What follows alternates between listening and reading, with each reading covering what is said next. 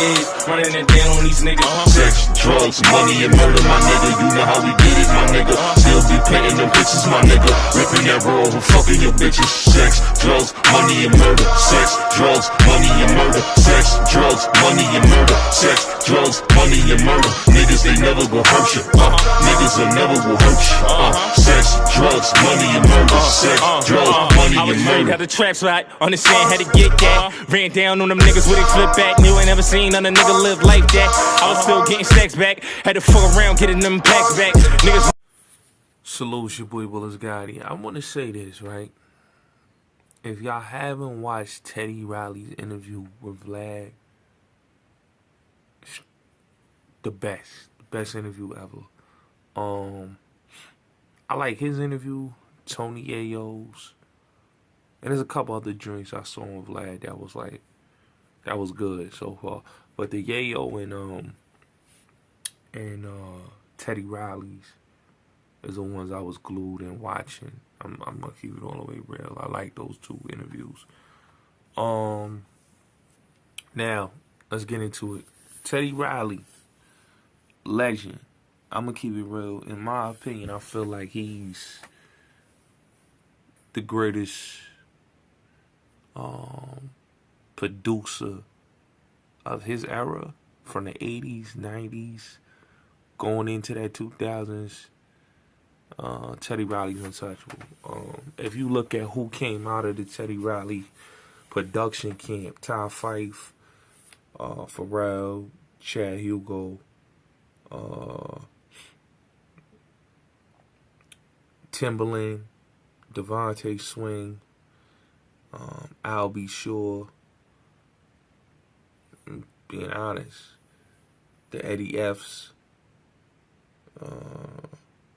the Binks,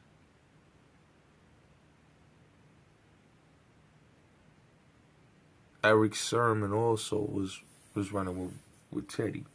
You know, Teddy, in my opinion, changed the game. He is a game changer.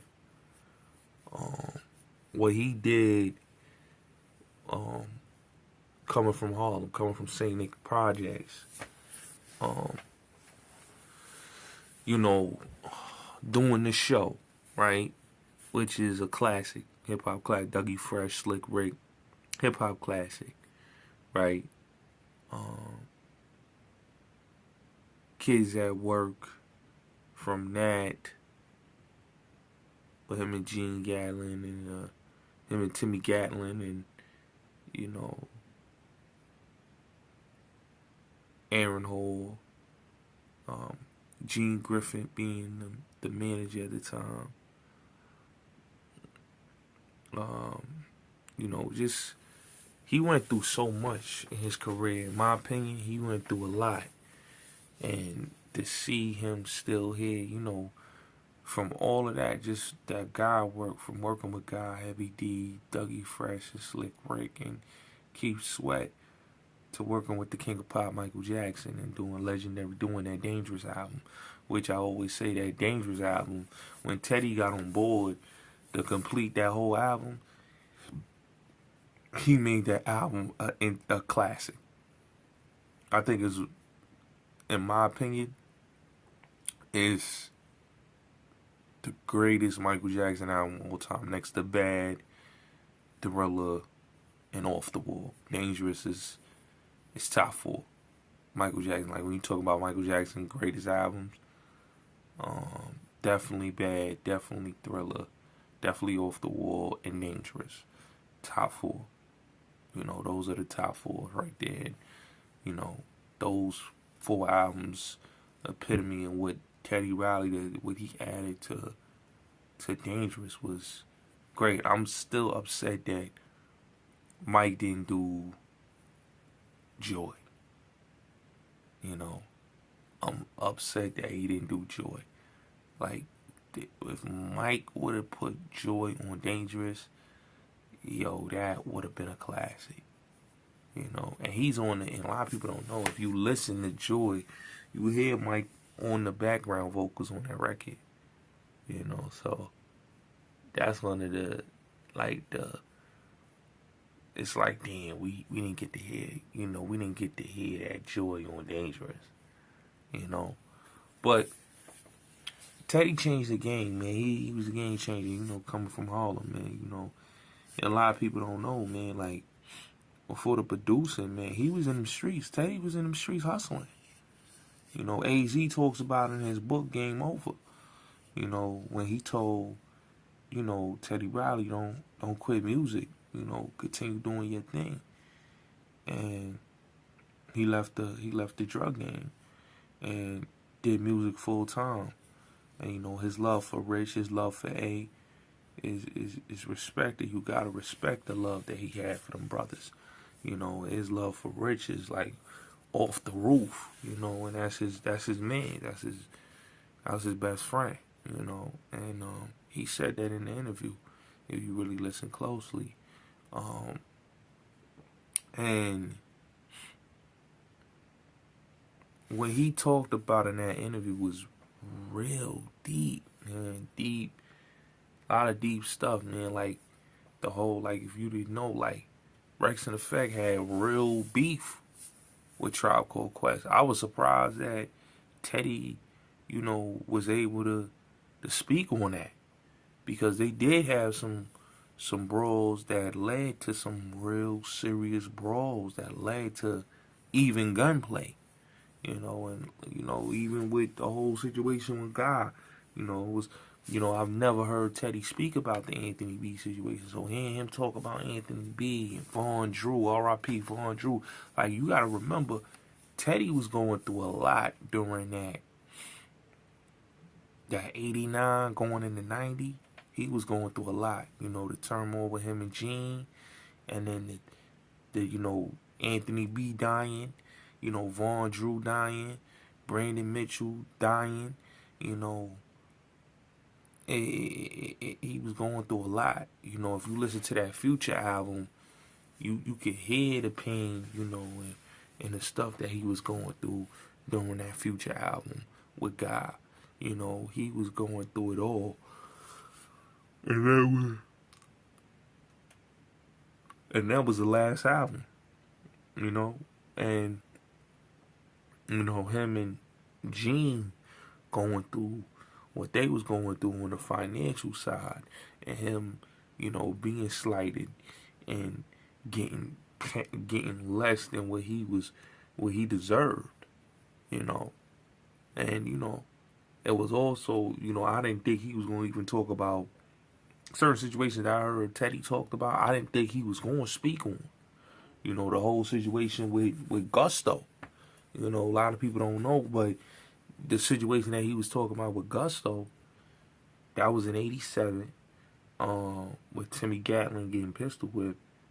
It was a situation dealing with Tom Cross. Tom Cross was the one that robbed the rooftop in Gusto, and they took Gusto to his crib, and he escaped with his life.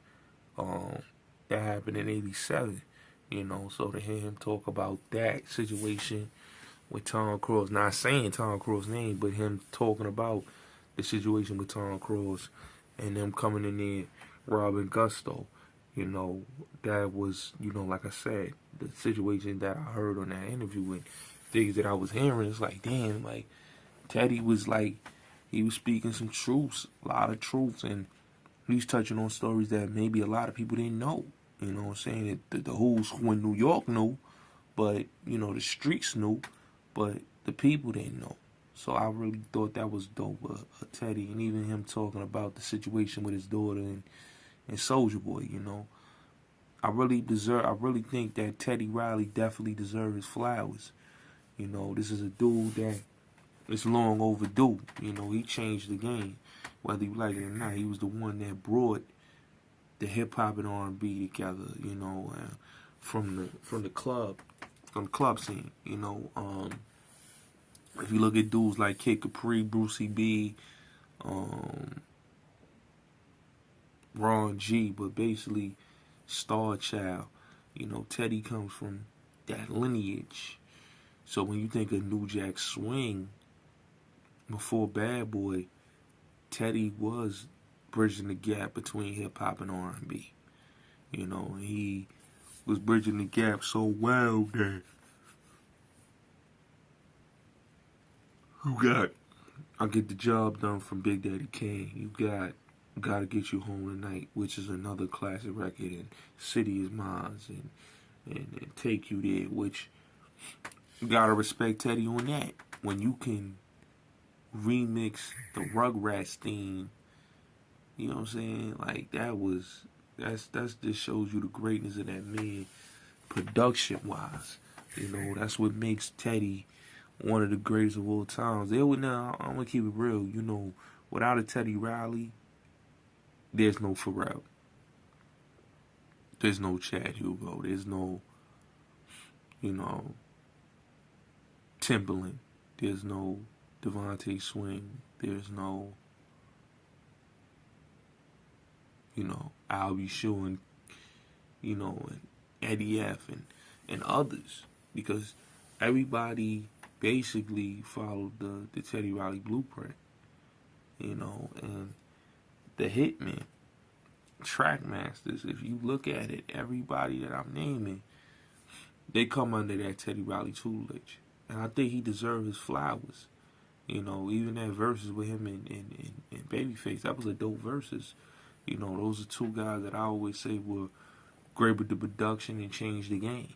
Babyface changed the game, you know, coming out of that whole Atlanta with LaFace, and Teddy Riley changed the game coming out of New York from Harlem.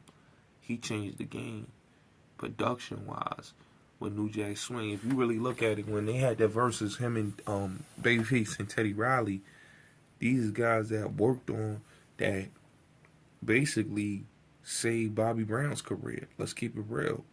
Don't Be Cruel is a classic album because of the production of Babyface and L.A. Reid and Teddy Riley. Let's keep it real. Babyface and Teddy Riley saved Bobby Brown's career. I don't care what nobody says. Those two saved his career and made Don't Be Cruel do the numbers that it did and go platinum. Because he had Babyface and Teddy Riley on that album. Yeah. So I always look at Teddy Riley as a game changer. You know, whether you like it or not, he's a game changer. You know, and he solidified himself and his legacy. I don't think anybody can go toe-to-toe with him. That's why, you know, when you look at that battle, him and Babyface, that was a great matchup. There's nobody else that can go toe-to-toe up with Teddy Riley. Dr. Dre can't go toe-to-toe up with Teddy Riley. That's just being my personal opinion. You know, that man, you know, did the whole Keith Sweat album in St. Nick's Projects. You know what I'm saying? That first Make It Last Forever album, that was done in St. Nicholas Projects. Don't Be Cruel, that was done in St. Nicholas Projects. You know, so Teddy Riley, you know, he's what I call a game changer. He is, you know, a genius, man, and he's definitely up there, you know, with the greats. He is the greatest. I don't care what nobody say. That man is the greatest of all time, production-wise, just as a producer. You know what I'm saying? When you could sell a beat, like when I heard the Gotta Get You Home Tonight story, when he said he sold that beat for $1, he didn't care about the money. He just wanted to do something good out of his heart. And that's a real one. You gotta respect Teddy Riley's a real one. And he's a loyal brother. So he didn't do it like, oh, I need the bag. You know, a lot of these producers wouldn't do that. That shows you how much Teddy Riley loves the art of music, and he loves this. That the man will sacrifice his craft and his creativity to sell a beat for $1. That's different. You know what I'm saying? So I'm glad Teddy Riley definitely getting his flowers, man. We need that Teddy Riley documentary. We need that book.